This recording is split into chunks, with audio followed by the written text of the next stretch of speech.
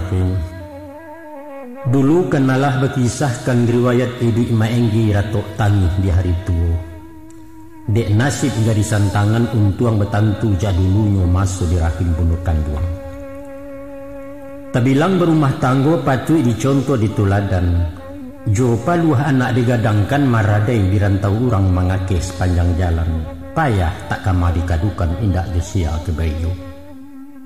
Setia santun ke bini kasiah disayang jadi bungo cinto nentio alai bulu. Alun manangih laba pujo alun bakanda laba bari. Sekali minta ketagun mangganyong siginyang tibo leno maenggi di bueknya. De asyik di rumah tanggo gilo mauli anak bini lupo sebagai mama orang. Mbak sayo sentiang sabalah coba nangkan dua salampi senjang taraju timbangannya. Anak sajo di pangku-pangku kemanakan haram tabimbiang konon rangkampu yang ditenggangnya.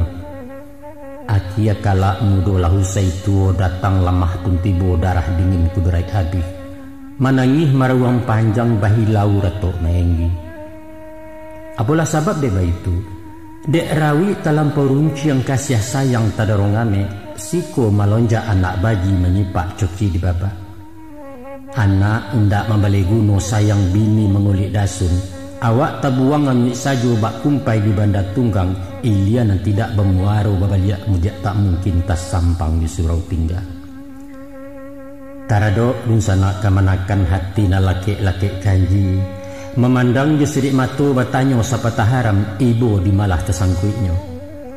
Tangguang rasai kala dek mama.